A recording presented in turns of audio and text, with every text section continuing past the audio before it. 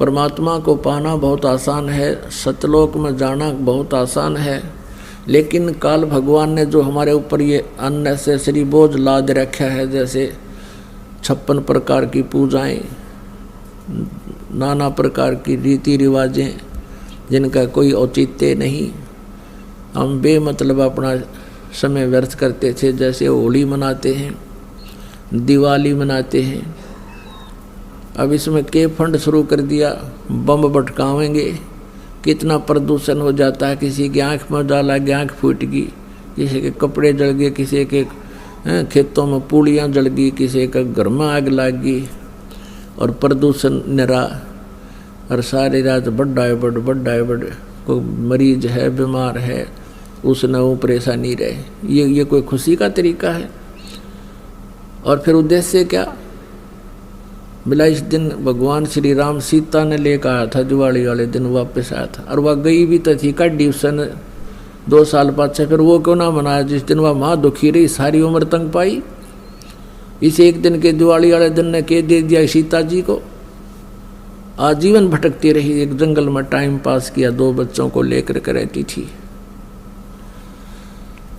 तो ये काल ने हमें ऐसा बना रखा है कि हम या तो भक्ति करें, नहीं करें तो ड्रामा सा करें, बस फिर इनको डाल दे इसमें 84 लाख नहीं। तो पुण्यात्माओं, परमात्मा कहते मेरे हंसा भाई, हंस रूप सा जब तू आया, अपना स्वरूप भूल में भूलाता ते जीव कहाया।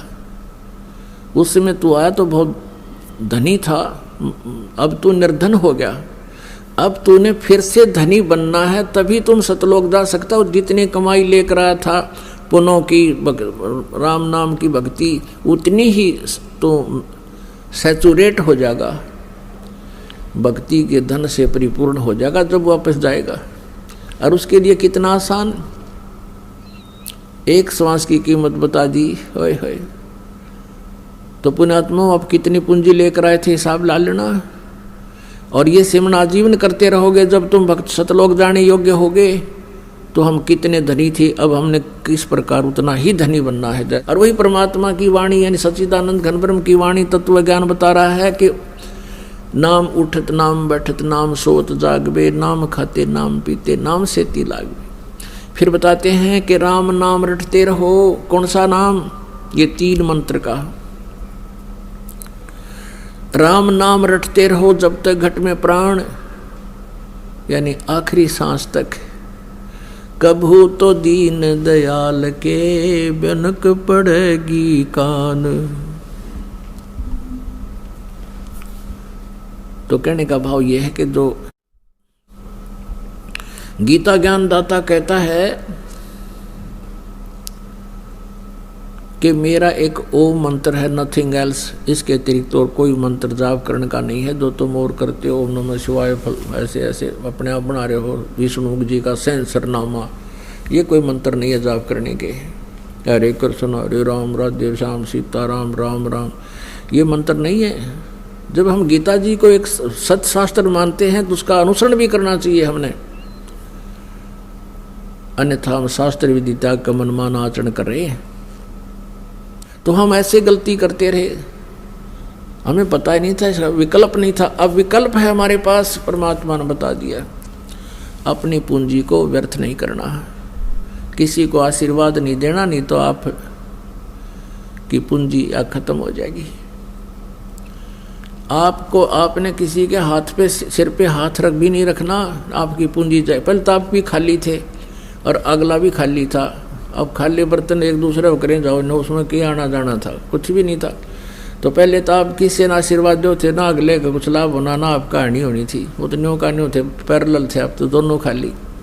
तो अब आपने अपने टायर में, अपने पहिए में हवा भरनी शुरू कर दी, पंप दे दिया आपको दास ने। अब आप हवा भर रहे हो पंप से, और आपने अपने दूसरे मित्र की गाड़ी में अपने टायर से पाइप ला कर उसका टायर में डाल दिया, ना वो चालन तो गा रहा ना आप का रहा, यानी आप भी खाली कर लिया पहिया। तो उसका प्रोसीजर ये है कि आप जी उसको भी पंप ही दिलवाओ कि इससे अपना हाथ से अपने प्रयत्न करके आप भी अपना भक्ति की ये जो हवा भरो, सिमरन करो। तो ऐसे आप जिन्हें अपनी भक्ति को बचा के रखना। जैसे माता गर्भ को रखे यत्न बनाए, ठेस लगे तो छन होवे तेरी ऐसे भक्ति जावे। जैसे किसी बहन को, माता को गर्भ रहा हो, अब वो ही जानती है उस गर्भ को कैसे सुरक्षित रखना होता है। धीरे धीरे चलती है, कहीं ऊंचे नीचे में पैर झटका लग जाए, मेरा गर्भ ना गिर जा। रात के समय भी, सोते समय, करवट बदलते समय भी उधड़ के पड़ती है, कहीं बच्चे पे दाब ना आएगी हो। खाने पीने में भी कंट्रोल, संयम रखती है, तब वो एक पुत्र या पुत्री रूपी लाल प्राप्त कर लेती है। ठीक इसी प्रकार पुण्यात्मा, आप जी ने अपनी भक्ति को ऐसे संभाल के रखना है जैसे माता गर्भ को रखे यत्न बनाए, और ठेस लगे तो क्षण हो जा, क्षीण हो जा। ऐसे भक्ति नसाए, ऐसे भक्ति नष्ट होती है आपकी। तो आप जी ने मर्यादा में रहना है, मर्यादा को तोड़ना नहीं है। इस प्रकार हम परमात्मा पाएंगे और सतलोक चले जाएंगे।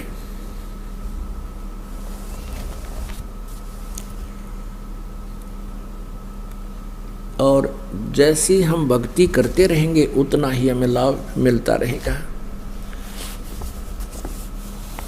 अब परमात्मा ने एक हमें ज्ञान दिया है,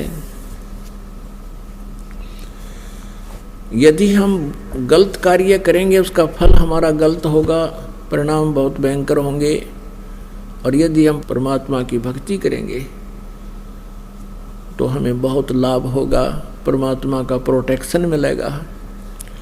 क्या बताते हैं, मन तू पावेगा अपना किया रे, भोगेगा अपना किया रे। मन तू पावेगा अपना किया रे, भोगेगा अपना किया रे।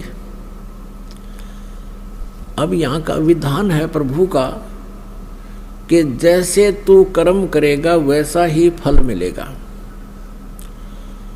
तो हम कर्म ही क्यों ना चेंज कर ले, हम उन कर्मों में ही परिवर्तन करेंगे। जैसे हम शराब पीते हैं, मांस खाते हैं या तम्बाकू प्रयोग करते हैं, तो उसका परिणाम हमने भोगना पड़ेगा, वो सितम जुल्म हमने भोगने पड़ेंगे।